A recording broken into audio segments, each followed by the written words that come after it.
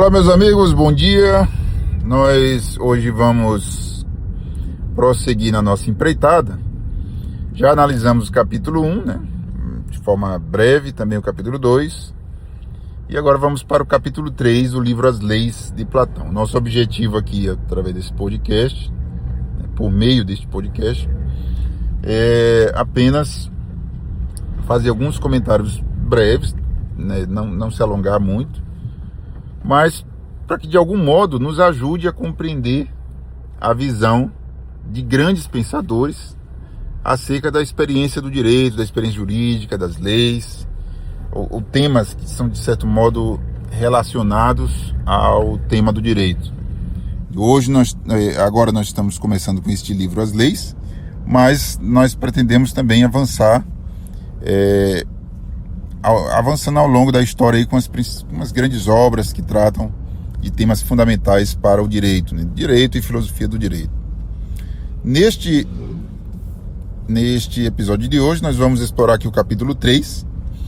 Vamos lembrar que no capítulo 1 Platão destaca a insuficiência da legislação que visasse somente a questão da guerra. Ela não seria suficiente para manter um Estado sólido e estável.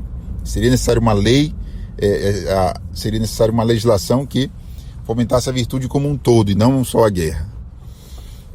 Isso levaria à derrocada do próprio Estado. No segundo ele já começa a avançar, então qual seria esse caminho? O primeiro caminho é a educação. E no campo da educação, a música, né, teria um papel central, porque a música seria o fenômeno, né, aquela realidade que nos mostraria a questão da harmonia, né, que nos colocaria dentro de um ambiente de harmonia para que nós para que as pessoas, né, pudessem fomentar mais o exercício das virtudes e não do vício, né? A desarmonia, ele diz, a desarmonia ela leva ao vício e leva a uma série de outros problemas, como nós comentamos lá no capítulo 2. E no capítulo 3,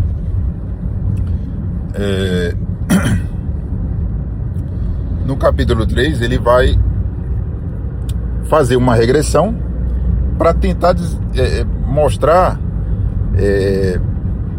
a gênese, né? A gênese das leis e tentar, através da observação dos fatos, né, da constatação de determinadas realidades, tentar identificar quais seriam os temas fundamentais das leis e como que ele surgiu, né? Como que surgiu essa experiência das leis do modo como se conhecia até então na época dele, né? E ele vai tentar fazer essa regressão. Então ele faz essa regressão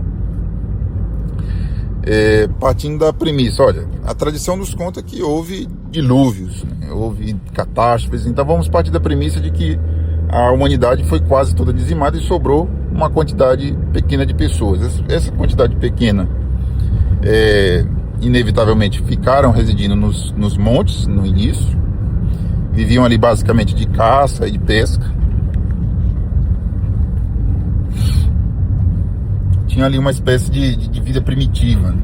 Então eram que chama de uns pastores montanheses, né?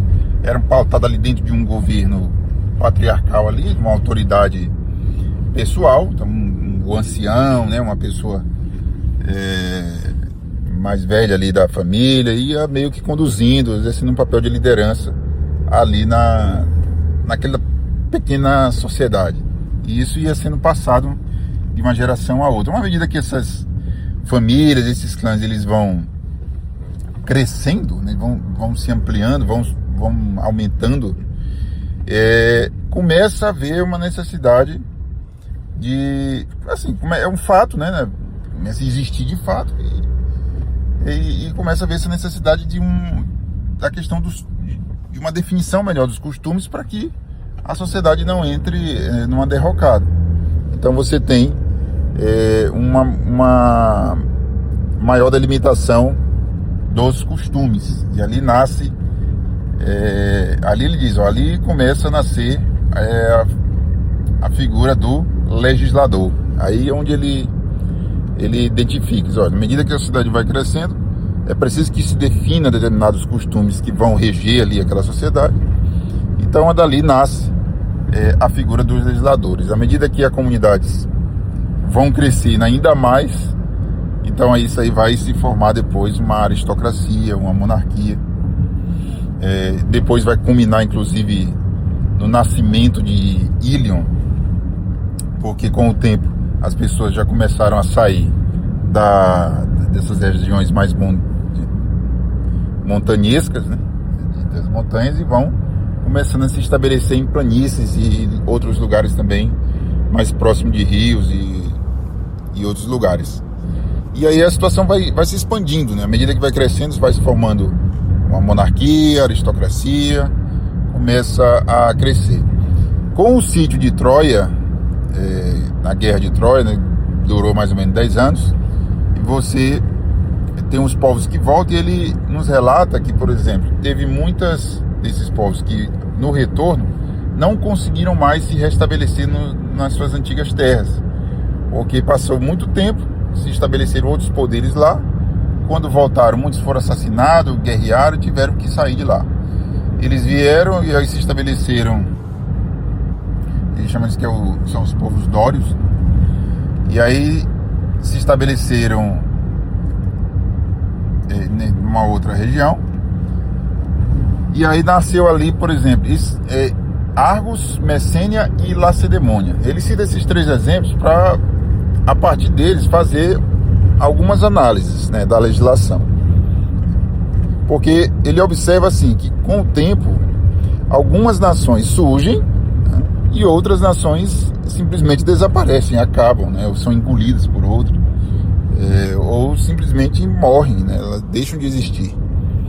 E ele identifica que a gênese disso está também na legislação. Talvez o legislador não soube proceder, né, com sabedoria, não soube estabelecer as regras, um sistema realmente coeso que permitisse a manutenção do Estado, da sociedade de um modo salutar, né? Por esses 3 aí que se estabelece, por exemplo, eles fazem uma certa aliança de guerra, mas somente a Lacedemônia fica de pé. Depois de um certo tempo, Argos e Messênia acabam. E aí ele faz é uma espécie de estudo de caso que Platão faz. Diz, olha, por que essas duas aí malograram, né, enquanto a outra permaneceu?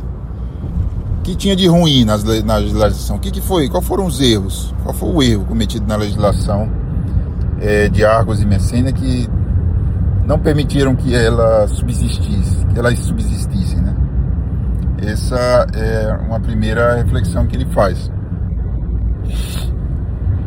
E aí, a partir disso, né, veja essa pequena regressão que ele faz. A partir disso, então ele vai começar a colocar o ponto fundamental. Ele diz, olha, e aí ele vai retomar, de certo modo, aquilo que ele falou lá no capítulo 1º, onde ele deixa muito claro, diz, olha, a legislação, ela precisa estar voltada para fomentar a virtude como um todo. A sabedoria, prudência, temperança. É preciso que o legislador esteja muito atento a essa realidade. Não adianta você estabelecer somente um caminho X ou Y. E qual é o parâmetro então para eu ter isso aí? Aí ele vai fixar aqui um dos axiomas principais dele, de Platão, durante toda essa obra. Ele faz uma reflexão muito interessante. Diz, olha, todos nós queremos, talvez se a gente dissesse assim, olha, qual seria a felicidade? Seria eu realizar todos os meus desejos, né? É algo meio natural a gente pensar assim, né? Diz, olha, a minha felicidade é eu realizar tudo aquilo que está na minha alma, no meu desejo, é tudo aquilo que eu quero. Então, assim, eu realizando todos os meus desejos, ali haverá a felicidade. E aí Platão observa, né? Diz, não. Se a minha alma estiver mal formada, se a minha visão estiver turva, se eu não estiver observando as coisas como elas são, eu posso desejar coisas que na verdade não vão trazer minha felicidade, né? Vou estar desejando algo, a realização dos meus desejos na verdade vai trazer a minha infelicidade, a minha autodestruição, porque eu não tenho uma formação na sabedoria, na reta razão. Aí ele diz, olha, é preciso que a minha vontade esteja atrelada à reta razão. Então aí é o axioma, não. Primeiro é a racionalidade, é a razão, é a verdade das coisas. E uma vez que eu busco a verdade, uma vez que eu desejo a verdade e que eu a encontro, a minha vontade precisa estar direcionada para esta verdade, mesmo que às vezes ela possa parecer não desejável, né? Vamos dizer assim. Esse é um axioma fundamental que Platão traz nesse capítulo aqui. Ele fala isso, ele repete algumas vezes essa ideia. Tanto que ele até destaquei aqui para citar do jeito que está lá. Ele menciona aqui qual é o ideal de sábio. Ele diz assim, ó: tampouco é ele aquele que propomos recentemente como nosso ideal de homem sábio. Qual é o ideal de homem sábio? Alguém que tem seus sentimentos de prazer e dor harmonizado com o que é ditado pela justa razão e que a isso acatam. Esse é o suprassumo do homem sábio que ele menciona. É aquele em que as suas paixões, os seus sentimentos de dor e de prazer estão atrelados à reta razão, à justa razão. Ou seja, se a razão me diz que isso aqui é bom, olhando com objetividade, isso aqui é bom, então eu condiciono, eu exercito, eu imprimo, né? Eu coloco as minhas paixões, meus sentimentos voltado para aquilo que é o certo. É isso que tem que ser feito. E aí ele até menciona, né? Porque, por exemplo, muito desses reinos que acabaram, muitos foi porque não houve essa atenção. O rei, o príncipe, aquele que foi constituído como monarca, como rei, como governante, não tinha a sabedoria formada. E aí isso leva a toda uma perversão, a toda uma desordem que acaba destruindo as coisas e fazendo tudo ruim, né? E percebe tanto que isso é atual no nosso tempo, né? Como que muitas vezes hoje, no tempo que a gente vive hoje, realmente houve uma regressão. Você tem um endeusamento do eu, né? Um endeusamento da vontade humana, né? E Platão aqui ele dizia que não, a vontade na verdade deve ser escrava da razão, né? Vamos dizer assim, da inteligência, da reta razão. Uma vez que a razão é descoberta, uma vez que a razão descobre a verdade, a minha vontade deve estar voltada para ela.